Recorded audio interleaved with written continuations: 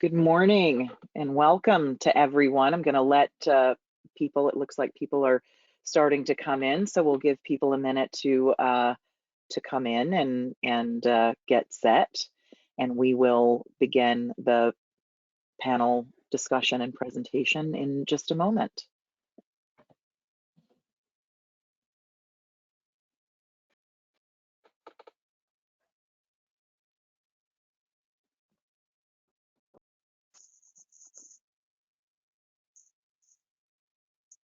Just as a note, as you're coming in, you'll be in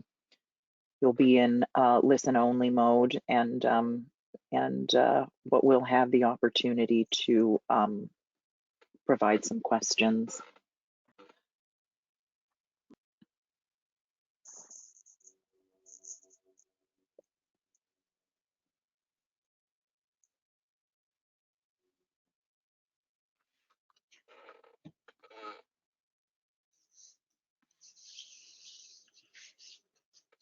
Okay. All right. Good morning. We want to welcome all of you to this first of our collaborative sessions on collaboration and how collaboration will facilitate the future of plant-based innovation. I am Denise Center, the Chief Commercial Officer for Edlong, which is a flavor solutions company. And we are the presenting sponsor, but we are here working together with our other sponsors from Matson, AAK, Ingredient, Olem Foods, and Miso.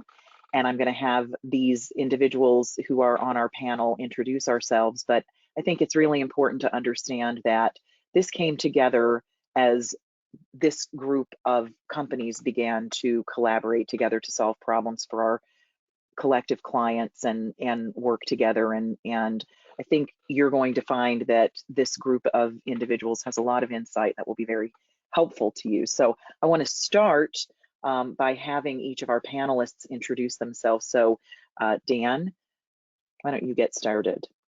Yeah, thank you, Denise. Good day to everybody. Dan Kennedy, Business Development Director and Platform Director for Plant-Based Protein at Ingredient. Welcome. Thank you. Barb? Good morning, everyone. I'm Barb Stuckey. I'm the Chief Innovation and Marketing Officer at Matson. We are a Silicon Valley-based product innovation firm, helping clients all across the food and beverage industry, all channels, all technologies, identify new product opportunities and then bring them to market. And I have to say that we couldn't do what we do without Edlong as a partner in plant-based. So thank you so much for having Matson here today. Thank you, Barb. Niall. Good morning, good afternoon, everyone. Niall Sands. I'm the president of Plant-Based Foods and AAK, and we are a Swedish-based, specialty oils and fats ingredient company. Great, thank you, Niall. Anne-Marie? Hey everyone, my name is Anne-Marie Butler. I am the Director of Innovation and Commercial Development within Edlong. And good afternoon, as I'm in Ireland, and good morning to those of you international. Thank you, Anne-Marie. Anthony? Hello everyone, I am Anthony and I'm the Vice President of Innovation for Olem Food Ingredients. And I'm joining from Bangalore City, India. It's evening time here. Thank you.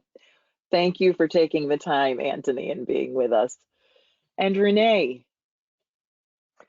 Yeah, good morning and good afternoon. My name is Renee Flores. I'm at NISO. NISO is a contract research company. We've been around for a while. Next year we will celebrate our 75th anniversary, actually. We started out in dairy way back. And currently we serve with our technologies the, let's say, the ingredient and food companies worldwide, operating from the Netherlands. Ah, wonderful. Well, thank you. And thank you to all of you. We do have people from all over the world joining us, both as attendees and as our panelists, and very much appreciate you taking the time to do this today. So I want to really start at kind of the highest level in terms of where we're really seeing plant-based today and sort of the trends there and what organizations are looking at. And Renee, I'd like for you to kind of kick this conversation off, just sort of starting with where we're seeing the market going. Okay, well, thank you very much. So I think from NISO, we work with many companies, so we have a bit of an overview, I think. If you take the high level overview, it's basically around dairy alternatives and meat alternatives. Those are the big, let's say, categories, if you wish. If you look at the dairy, I think it started out with milk type of of products, which have been around for a while. You currently see that the market is sort of increasing. It's going towards cheeses, not only cream cheeses, but let's say semi-hard cheeses. And then I think the real issue here is to increase the protein content. That's what the consumers want, and that is really difficult. So that's a big trend, and that's where a lot of things are happening. If you look on the, let's say, meat replacer industry, also, I would say, yeah, have been around for a while. But there you see that people are really looking into new ingredients with, let's say, a new image. Soy, has this, I don't know, image bit. So people are looking for new plant categories. And I think there it's all about the consumer appreciation of still the meat type of thing, which is, the mouthfeel, the juiciness. So it has to mimic the steak or the burger or whatever you want even more than it did before.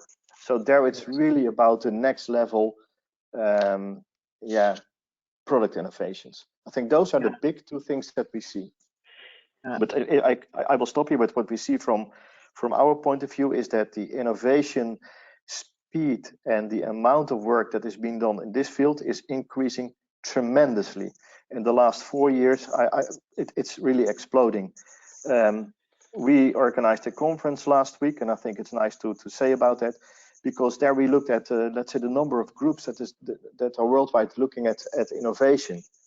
And 2 years ago, when we organized this conference, there were a couple of groups which are really good. We couldn't get them on the conference, and this year that has exploded as well. So you should also see that the amount of, let's say, input for innovation worldwide is also exploding, which is, I think, really good news.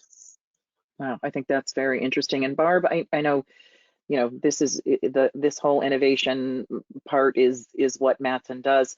Tell us a little bit about some of what you're seeing here and your response to what Renee had to say. Sure. I mean, like Renee, we also are working with many different companies of different sizes from all over the world. However, I will preface what I'm going to say by saying that we are really focused and we are experts in the North American market. So it's interesting to hear what everyone else has to say. But what I'm going to say, I think, is reflective of what we see in North America. And, there's been a lot of noise and hand-wringing in the media about where plant-based, specifically plant-based meats are going. And from our perspective, we are still doing just as much work, as Renee was just mentioning, as we've been doing for the last 4 or 5 years. I mean, the innovation, the product development piece of things has not really slowed down. It's maybe shifted a little bit. And so one of the things that we're seeing here is that plant-based meats, if we start there, I think it's a lot to ask of the consumer to give them just center of the plate. So you give them burgers, you give them chicken nuggets, you give them sausages, and still the consumer and the family at the end of the day has to figure out how to turn that into dinner. And so what we're starting to see is some innovation around convenience. And so the products that are coming to market are frozen meals that contain plant-based, or they are more value-added meats, so that they've got the flavors or the sauce or the seasonings are already included in the product, so that the consumer doesn't have to work so hard to put dinner on the table on Tuesday night when the kids have soccer practice. And we think that that's going to be key to the real prevalence of plant-based in consumers' diets, you've got to make it easy for the consumer to work plant-based into their life. So if we move on to plant-based dairy, we know that plant-based milk in this country, of course, has proliferated, and we're at about 15–16% of the fluid milk category here in America is plant-based, but plant-based cheese still has a lot of room to grow. And if you look at where plant-based cheese plays, it's mostly blocks or shreds or things that also you have to work very hard to turn into a meal. And so we're hoping and waiting to see plant-based cheese snacking and other things that I think it's out in the media now. The Bell Cheese Company has just announced that they're doing a plant-based version of their Baby Bell, which is exactly the kind of innovation that we think is going to be necessary for consumers to be able to take those products, throw them in their backpack or their purse, make that a part of their daily routine. So we still think that there's lots and lots of room. Maybe the market is leveling off, and that's probably a good thing to shake out some of the products and brands there that weren't as good as they needed to be to compete. But we look at this plant-based proliferation and the market share that it's going to take. We look at it as a marathon. It is not a sprint, and so we are in this for the long game. Right. I recently had a conversation like this with Dan Kennedy, and so Dan, I'd love for you guys to speak up about what you're seeing, because I think it sounds very, very similar to what Barb has just expressed. Yeah, I mean, I think to Renee's comment, I mean, we've seen a massive explosion, but I think that the stakes are now higher, and I think people have had their first iteration, if they haven't already. And so now the expectation's higher. I think Barb's absolutely right. I think we are seeing a lot more of, forgiveness in terms of new products that are a little bit more further along for the consumer. So, it's adding the flavors for them, adding the sauces for them. So it's a little bit easier to use. So the ease of use is there. So the experience is better. Right. But then, I think when we talk about plant-based meat in particular, it also adds some new challenges when those expectations are there. I think it was challenging enough to match the juiciness, like the cooking experience. And now when you add some other elements, flavor, sauces, and everybody's expectation is very different. If we talk about chipotle or, bolognese sauce, something along those lines, certainly you have to find that right spot that's going to be applicable for everybody. And so when you think about that, there's just no one person. And this is why the collaboration is so key. Everybody's going to be the subject matter expert. So here at Ingredion, we're going to know the plant-based protein, the starches, sweeteners, stabilizer side of it, but we need assistance from somebody like AAK on the fat side and Ed Long, and then and even Mattson, just in terms of their ability to pull that all together with some speed. Right. Is really crucial. So Yeah.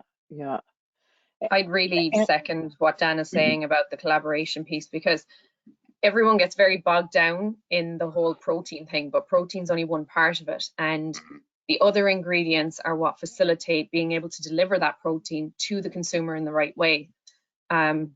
We've done quite a lot of work with different ingredients, and I think when it comes to fat, it's one of the key ones that's underplayed, because if you decide to go with 25% fat in your product, it can change how everything else interacts.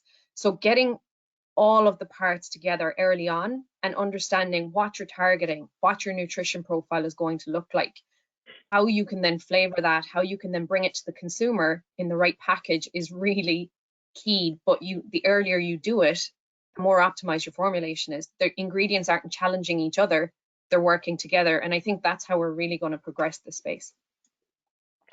I would obviously have to agree with you wholeheartedly there, Anne-Marie. Of course. But I also fully am aligned with Barb's sentiment as well, in terms of having to take a long-term view in this category. It is the newest and was up until very recently the fastest growing area of the food industry globally. And if you look at the alternative dairy space, stripping out milks that has been around for quite a few years, on the alternative meat space, they have come about really in this last 3 to 5 years, really, where we've seen this exponential growth.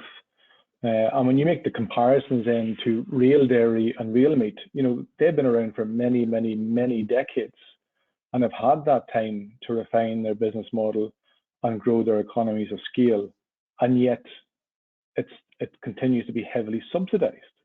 And plant-based, does not benefit from neither the time nor the subsidies yet.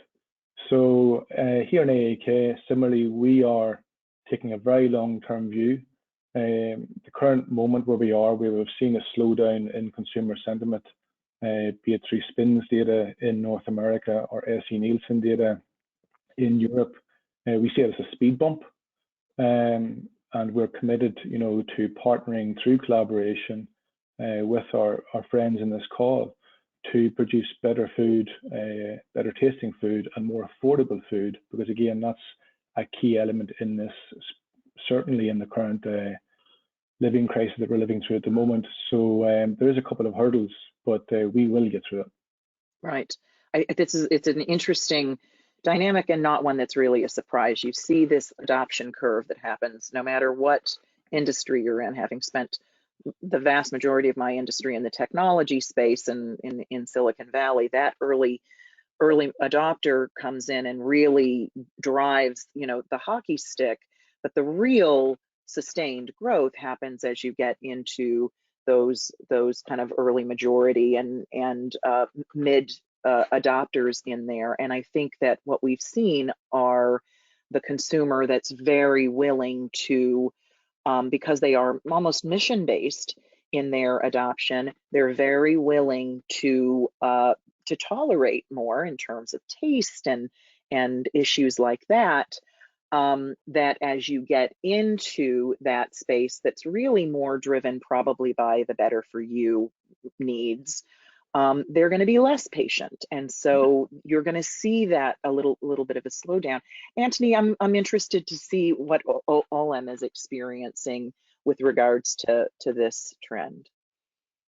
Yeah, so we are in this business for quite a while, and when we go to the plant-based consumers, one trend we are recently picking up is the nutritional gap. Today, the consumers are so aware of food products, and they look at the label and then try to see the nutritional value of the product what they are consuming. So when it comes to now plant-based, as some of the panelists already mentioned, mainly it is the meat application, and the protein is the hero ingredient there. So now when we come to the protein, then you will see the total amount of protein in the label, but it doesn't tell you what quality protein is there. So humans recognize that dairy and egg protein are the ideal protein because the digestibility, some score is there, PDCAS, what they call, is 100 or 1. So when you go down to the next alternative in the plant source, it is the soy protein, which comes very close, but there's still little compromise. It's about 0.96 or 96%. Then you go down to next, because there are some couple of issues with that, especially the beanie taste and the overall negative, consumer perception of soya. So they have gone into now pea protein. So when you look at the pea protein digestibility score, it is 0.84. It is the manufacturer's claim, but when you look at the published literature, it shows 0.74 or 74%. So there again a considerable compromise there, right, in protein quality. So then how do we now look at this and how do we bridge this gap is where the collaboration come into the picture. I can see here big ingredient companies sitting right here. They're all working on this subject. We know Ingredion, they're smiling there. I know that a lot of subjects are going in their research programs, but soon they'll be having some solutions to that. And one of the solutions which is available on the table for consideration is the nut proteins, especially cashew protein. The PDCAS value there is 0.91. Okay. So this is one thing I wanted to stress here in this forum. Plus, collaboration has to be with the flavorists, the nutritionists, and the process engineers. A lot of collaborations possible and need to be done. Right, Can right. I question on that, because I think the PDCAS is really important, and it's important as developers that we have a responsibility for that. But how do we then communicate that to consumers? Like, is there a plan to try and educate a consumer on where we're going with plant-based? And very good question. Sorry, Dennis. So this is, I can see that, you can see quite a bit of articles in trade magazines appearing here and there, and the regulators slowly picking up this in some forums on discussions. So very soon, probably, maybe some regulations comes in about quality protein to be mentioned or something like that. I wonder also if Anne-Marie, what you said, if it matters to consumers, and if it doesn't, do we Right. need to worry about it?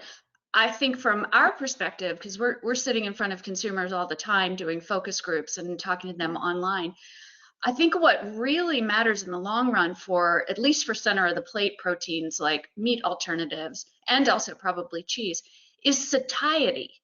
And, people eat a burger, people eat a steak, they eat a piece of chicken because it fills them up and it fuels their day. And so if there's no protein to begin with, they're not going to have that experience. So, I think as long as there is protein in there that is giving them the grams of protein to give them the satiety, that there is opportunity. So, I don't know, here I think we like to talk about it as complete protein. I'm not even sure consumers know what that means. I'm not even sure they care, but they do care if they eat something and it doesn't fill them up. So, that's And for sure. this is interesting, Niall, because satiety has as much to do, or maybe more, with fats as it does with protein, right? So, so are you finding, as you're starting to collaborate around this issue, because I think the satiety question is one that's extremely important and not really being talked about widely. But Niall, what are you seeing in terms of kind of bringing that piece to the table and in working with these newer proteins? Yeah, certainly. What we have found through our fat systems is let's say the customer's preference around protein will ultimately determine which fat system we would suggest to them, because we have seen, especially when it comes to the whole taste piece, that different fat systems, let's say, work better with different proteins, delivering that taste experience in addition to flavors.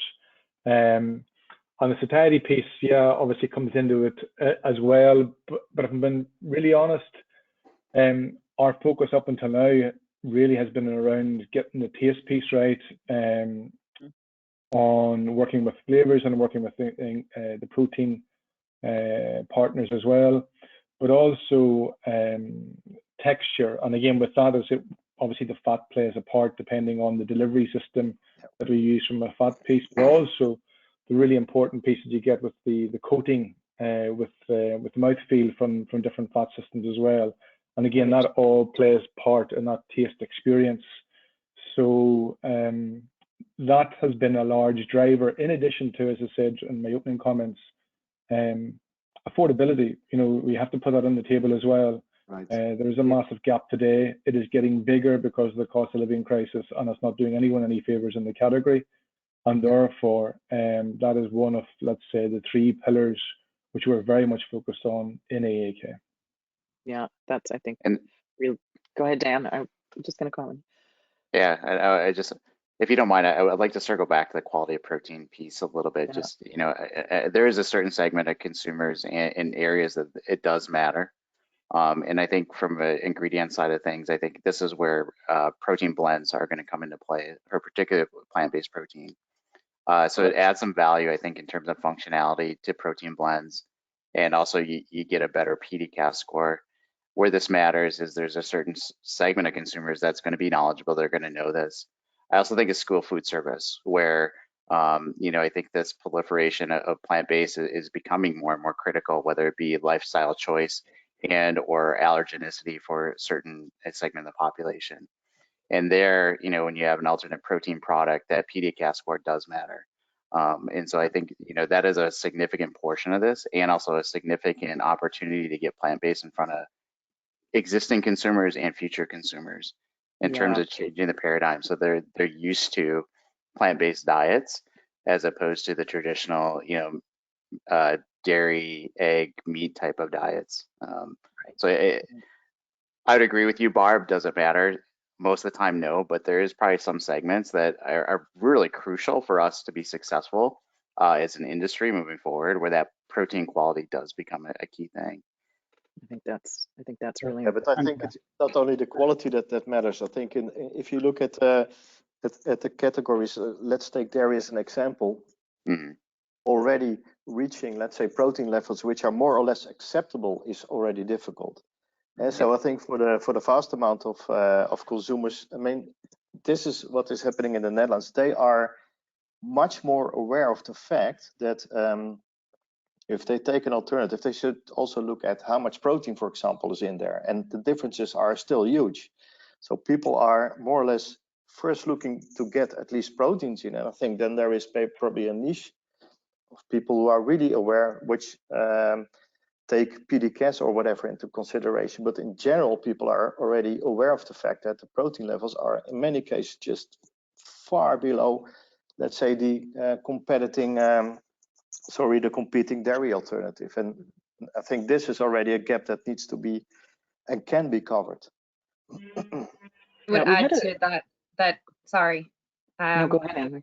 I was just going to say that, so Barb, you said it yourself, this is a marathon. And the reality is that I think the quality of the protein will become more of an issue the longer we're in this space, because I'm seeing a much younger generation buying into this. And if the nutrition's not there, we're going to have a very malnourished older generation as we move forward.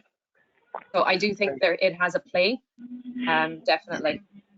Yeah. And I think also that in the really long game, we have to talk about other technologies and other products beyond plant-based.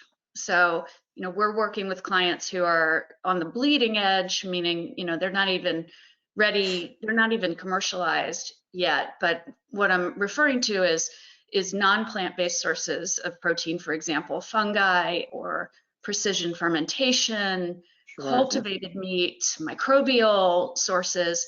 And so a lot of those technologies can give you identical PDCAS scores to the animal-based original product. However, this is where collaboration comes in, because these products that are new to the food system are in many cases need long development paths. And so what we're seeing happen is there's collaboration on with our clients, for example, with the protein or the fat supplier, as they continue to optimize their protein or their fat. Meanwhile, we're working on the product, the consumer product or the food service product. And so you've got these two different work streams, and we're doing product iterations in the lab and in the pilot plant. Meanwhile, the protein or the fat, or even in some cases fiber, as we talk about satiety, these things are being developed and optimized and cleaned up. And so this collaboration has to be happening on a parallel path with the suppliers and the even as far back as the agricultural companies, where they're actually using AI to figure out which crops to grow, and it moves forward. But there's so much opportunity for collaboration in those situations where we're bringing new ingredients into the food system. So we're very, very bullish on the future of what we're calling animal-free, which is it encompasses plant-based, and I think will likely eventually eclipse plant-based because it is more holistic and inclusive. Yeah, and I think that's definitely. Go ahead, Anthony. Go ahead, Anthony. Yeah, sorry. Barb brought a very good point.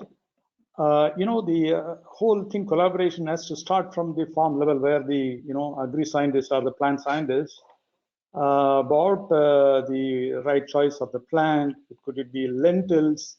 A lot of options there. But then they have to work on how to increase the protein in those plants, and then the processor, and then there is a nutritionist, and there is a flavorist. That's the texturizing and all of that. But one other point, all this, when we look at collaboration, we need to keep it in mind is ultra processed food is also slowly picking up some negative perception with consumers. So there again, when we come to process, I think we have to limit ourselves with minimally processed ingredients. That's the future. I think that's a really important and interesting point. I do want to, and something that I think everyone is going to deal with, which does bring us back to this collaboration point. And I do want to take us now into the full discussion around collaboration. And Anne-Marie, I'm going to ask you to chime in, but I want to point to something that Barb brought to the table, and then we'll kind of all come in, which is that you've got a lot of collaboration that's happening in parallel. And that has the benefit of accelerating, but it also has some real challenges in terms of determining timing and such. I know we find that challenge when it comes to flavor. We'll talk a little bit about that and how can those collaborative streams kind of start to connect at key points in the process. That was for me. Yeah, sorry. So from my perspective, anyhow, what I see is that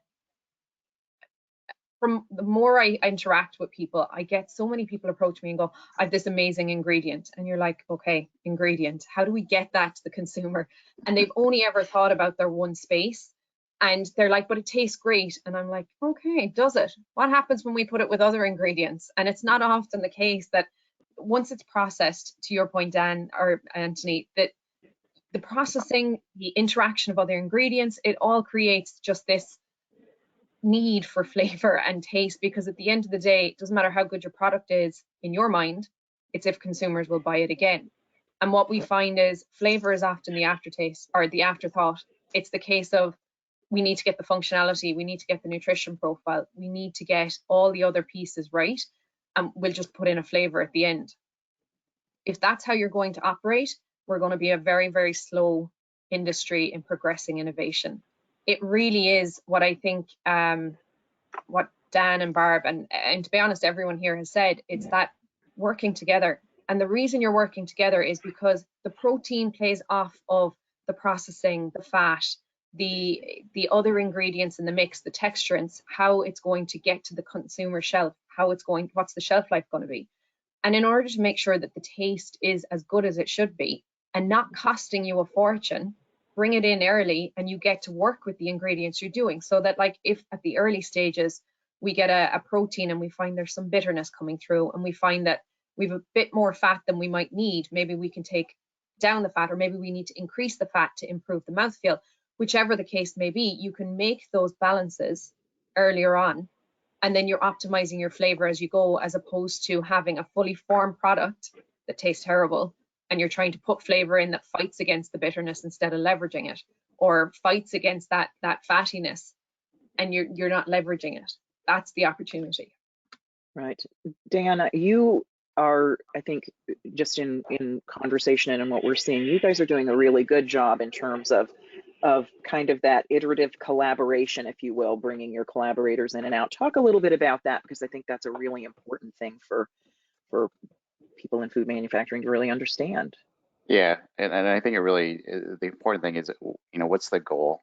What are you trying to succeed? And I'm complete aligned with Anne-Marie, is that if you just stick with the ingredient itself, you're setting yourself up for failure, because it's a holistic system. You certainly don't look at a car and say, I'm going to develop the best door for the car. I mean, you got to do the whole system. And so I think it's got to be very clear on what the deliverables are, especially in collaboration. It's like, what does success look like, and then how do you walk it back from there in terms of deliverables in the system? I think of, if we're going to do a plant-based yogurt, for example, what's the right fermentation? What's the fermentation time? What's the right flavor attributes? What are the acids that are going to be produced in that fermentation, metabolites? And really think through of kind of the whole complex holistic system and really develop from there, and then understand how far you can take it with what you got, and say, okay, what's missing? And then, if we are missing, let's say, for example, a really good a stabilizer system that's not starch based, do we need to seek something else out and understand, what your limitations are, and then where those gaps are, find the right collaborators in that space to be successful. And Barb, I'd be curious to see if you have a similar experience too, in terms of, because you're dealing with a whole system. We deal with anywhere from 5% to 80% of the system many times. Yeah, I mean, it's exactly what you said, Dan. These are complex systems, much more complex than starting with real animal products. So it is such a challenge. And Anne-Marie, I have to say, what you said resonated so much with me, because we have a lot of ingredient clients that are coming to us and just talking about, we've got this new protein or this new fat, and it is the greatest thing. It's going to change the industry. It's neutral in flavor, it's neutral in color, and of course, we try to reserve judgment until we get our hands on that ingredient. And oftentimes we're in the very challenging situation of having to tell our clients, it's not really neutral in either color or flavor. So we're going to have to do a little bit more work than you're probably anticipating, but it has to start from day one. These systems are so complex and they are so interrelated. And so that's where we lean at Matson. We lean very heavily on our ingredient suppliers, whether they're hydrocolloids or whether they're flavors like Edlong, or whether they're going to ingredient for proteins or whatever the case may be. We need your help in understanding what these ingredients do really well and what they don't do, and for us to be able to work them responsibly and in a way that really lets those ingredients shine. And again, as I was saying earlier, like, even if those clients that are coming to us with an ingredient they want us to help them with, they're continuing to optimize while we're continuing to develop products. So it is, we know that we ask a lot of the industry, of the supply chain in the industry. We ask for iterative samples to keep up with the development work that we're doing, and it's a lot to ask, but that's really the only way that we're going to move this part of the industry forward, is by working together that way. And Renee, you had a quick comment, and then I want to really I wanted to say something, because we're talking complexity, and I think this is really what it is all about. If a gap needs to be bridged, it cannot be done by one single ingredient or a flavor or whatever. But I think the big advantage is that the complexity of the products that we talk about have been unraveled already by, let's say, the people before us in dairy. So we understand what a product like yogurt is. We understand complexity, and you can only, let's say, make the alternative work if you, based on the understanding of that complexity, realize how things are interrelated. And of course you need to do that together, because there is no single solution for something. But I think the advantage for the world now is that we have a good idea on complexity, whereas people 70 years ago who started out in yogurt had no clue. So I think this is also something that we should take into account. We can do it faster. Let's talk really practically. We've got some really good questions coming in from the audience that I want to get to. And for those of you who are watching, feel free to put those questions in. We will take some time to address. But one thing that I want to do is, let's get really practical, and I want to hear from every one of you. When we talk about collaboration, what does that look like very practically from the developer's standpoint? What do they need to think about? How much is shoulder to shoulder at the bench versus sending things back and forth, and what are the critical pieces to really understanding this? Because I'm certainly a believer in sort of best of breed as much as possible. Find people who are really specialists in what they do, whether that's protein or fat or flavor or fiber or whatever that is. You get the best of that, and they've really seen and known that. But how do you bring that together in a really practical way. Who wants to start? Dan? Sure.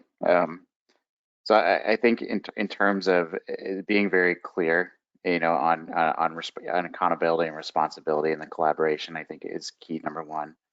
I think number two, I think the successful collaborations I've been a part of and I've witnessed is transparency is key. And I think being able to say it's not working and shifting course and being able to pivot and having agility, I think is really key. And setting yourself up to say you're the subject matter in this, and welcome your input in other areas, but being very defined, being transparent, and again, I would go back to understanding what success looks like.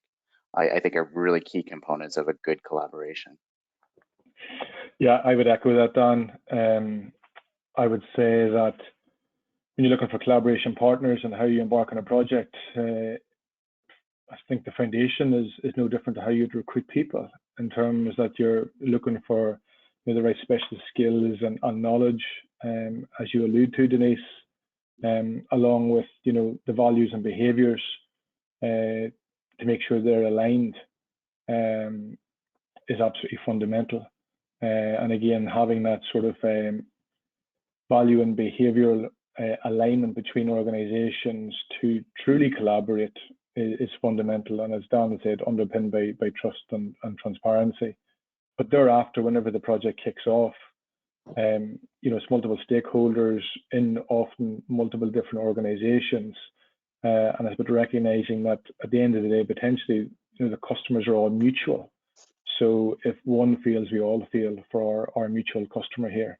So I think that's fundamental, that whenever we commit and we set milestones and we have our actions to do, that they're done promptly, and we move as fast and as swiftly as possible. But as you said, Dan, the honesty is needed. If something's broken, if something's not working, then it needs to be addressed, or it's not sustainable in the long term.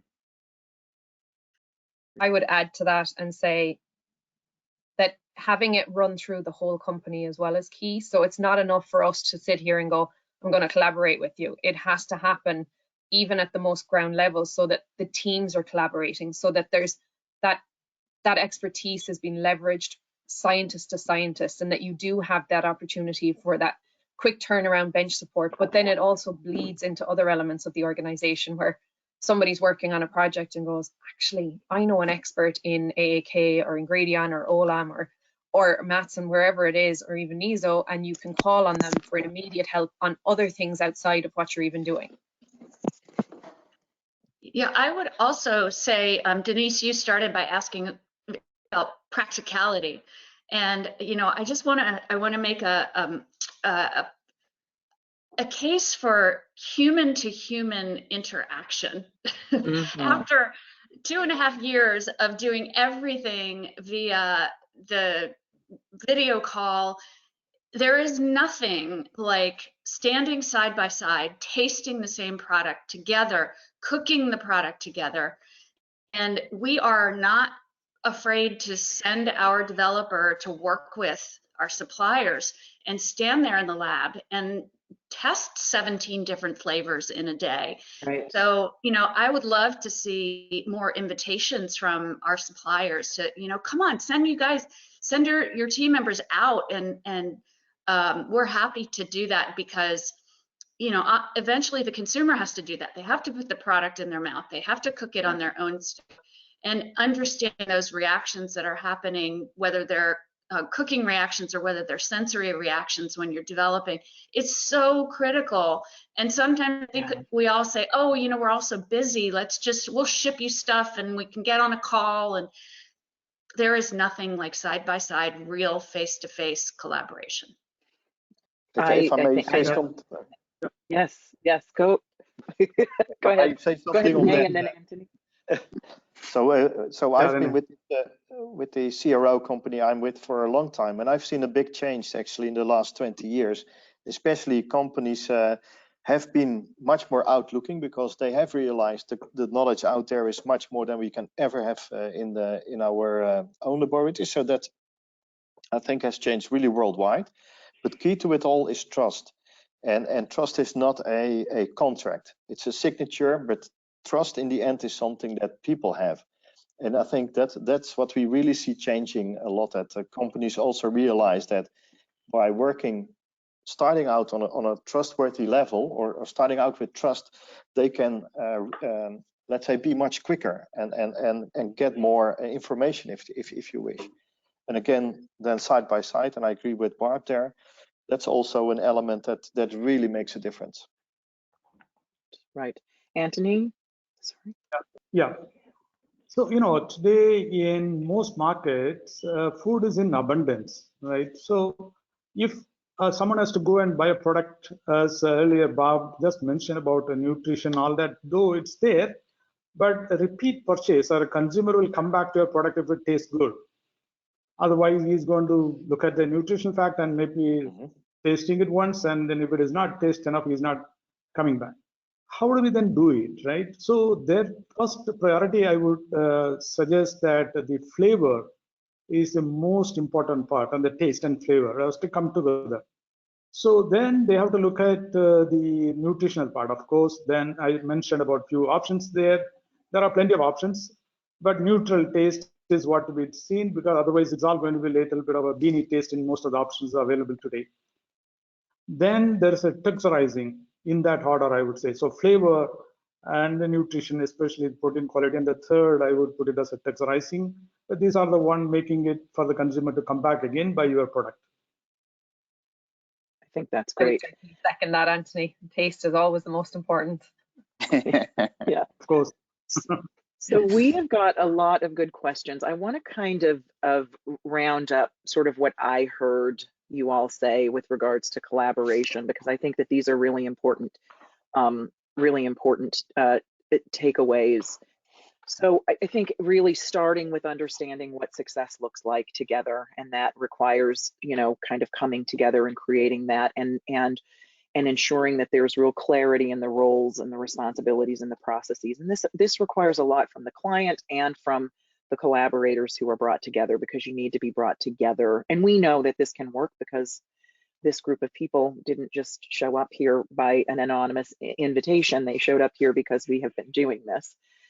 I loved the part about transparency and sort of the losing the fear of failure, that of course there are going to be failures in a project like this.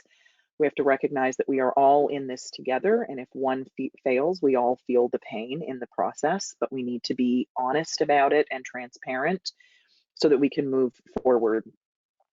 Trust is critical, and that means that you need to recruit your partners like you recruit your people. And then as you are going through the process, think about order and periodic connection, but also do not be afraid to get shoulder to shoulder at the bench together, and really that in-person ability to work together. And we certainly have seen that accelerate things that have taken weeks can take a day or two to get through when you're really shoulder to shoulder. So I think that's a good set of things. Did I miss anything? All right. So I want to bring some of these questions, and I want to let you know that we do have a kind of a special offer for people. So stay in there. We're going to get through as many of these questions as we can, in fact, because I think that there are some really good questions from the earlier conversation. There was a conversation just regarding, and Anthony, this was directed towards you. I know you and Dan will both have something to say, but the question about, do we think consumers even really understand, complete bioavailable protein, and do we think that the future of plant protein consumption will be enhancing the protein or the micronutrient quality? And how will we give consumers a measure it's equal to X? Any thought about that, Anthony or Dan? Yeah, so a consumer may not be very much aware of bioavailability, bioaccessibility, all that complicated terms there. But as a responsible manufacturer, will you continue to market a product which is nutritionally substandard. You don't do that, right? So then, so that's where I said the regulators and other agencies going to come in to protect the consumers in a way. In a long run, it's a short while they consume and then they stop it, it's fine. But this is going to be a long drawn thing, and they're going to eat it continuously as a mainstream product and a food. Yeah, there'll be some amount of filtration will come, and then hurdles will come in the form of regulations, is what I think. So it's better to start working on that now itself and looking at options with a good nutritional protein. Yeah. Yeah. And I think addressing that too, I think on the let's say ingredient or manufacturing side is that, how can we get there through process and or through seed? And so I think these are all crop based. And so I think from an ingredient point of view, we're doing both. We're looking at how do you capture everything, micronutrients, even breeding out or using processes to eliminate some not so good things about some of these plants too that might be detrimental to processing and or building something, or to the human health side of it too. So certainly, Right. as a manufacturer, looking at the process and also plant breeding as ways to address the nutritional quality. So this is an interesting question. I'm taking these questions kind of as they came in, and we'll move through them. But what about upcycled food materials being used for plant protein ingredients, which is more and more important to consumers, but also to public health improvements? So I think that's a fascinating question. Does anyone have thoughts about that? Renee, Dan, Barb? Well, yeah, I think it's really if we look from the perspective of NISO, looking at companies, that's a big trend. So looking at all kind of I would say streams or biological substances which can be used to make a food product. Basically that's the whole thing. What you see is that people first start out with the biomass as such, and then they usually realize that's still too difficult. So then it's usually realized that something has to be done about the original process where it comes from. For example, side stream of beer making or whatever, and to see if there something can be changed in order to make it much more suitable for food. But that's certainly a very, very big area of work. And we see also products in the market coming, and people are realizing that, that it's not good to throw things away. So you have to be, neutral in your whole system. No waste. Right. I would also add to that and say that having worked with some of those ingredients, you kind of have to pick your end product as well to make sure you get the most out of that upcycled ingredient. It's not just about going, I'm going to put it into milk because milk is popular, because it mightn't fit that application. It might bring extra notes that you just can't eliminate. So it's picking the right application to market to the consumer. That's where you get the real value from products like that. Yeah, to make the match. Yeah. And I think just under maybe the broader umbrella of tackling food waste. I think I've seen a stat recently that of all the food produced in the US, a third of it goes into food waste. So I think if we're serious about sustainability, if we're serious about climate change, and you look at the carbon footprint of that 1/3, very significant, and anything that we can do again through collaboration that addresses that and reduces that, and potentially maybe increase value for that, can only be a good thing for people on the planet. That's great. And you just answered the next question that came up.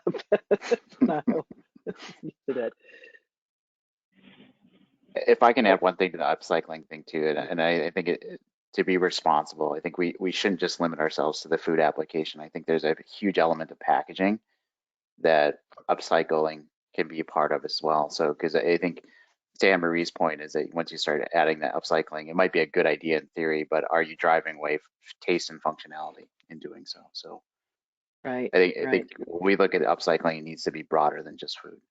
Yeah. There's a very interesting question that came up. I know we've talked about this some, Anne Marie, but just that, really, how much is a plant-based consumer really expecting plant-based products to mimic animal-based product versus going down a path that says, what about innovation for animal-free, plant-based consumers that is really for them and not necessarily mimicking? And Anne-Marie, I know you've got a point of view about this, and I want to hear you first, but I want to hear others, because I think it's a very interesting question. Yeah, I think I take this one both as a consumer and as a developer. And when I look at it, I feel like we set the tone the minute you say it's a cheddar type or a beef type or whatever the case may be, a type of something else. You're setting yourself for failure at that one stage, because the reality is, I'm not going to sit here and tell you you can make a plant-based food 100% like a dairy version. You cannot. You can get a nice bit of the way there, but there's always going to be that last couple of percent, and they're usually the ones where consumers go, oh, it's just not the same. Whereas I think the way forward in the plant-based space, in the alternative space, is that innovation piece around what else can we do? Why do we have to call it a milk, or why do we have to call it a cheese? What could it be? Is it enough for it to just taste good and capture the imagination of consumers and how to use it and incorporate it into their lives, and just have something that hits the nutrition, hits the great taste, hits the functionality they might be looking for? Does it have to say cheese just because it should look like a cheese or it should taste like cheese? But if we cut those boundaries, how creative and imaginative could we be? How much more solutions can we offer consumers and give them all those other things like taste, texture, and that kind of indulgence that they want as well from products? Yeah, but that's a big difference between, let's say, the millennials and the people who are a bit older. I think if your focus is on the future generation, then I think you're absolutely right. But we also have to face the fact that the majority of the people will be the elderly, especially in Europe.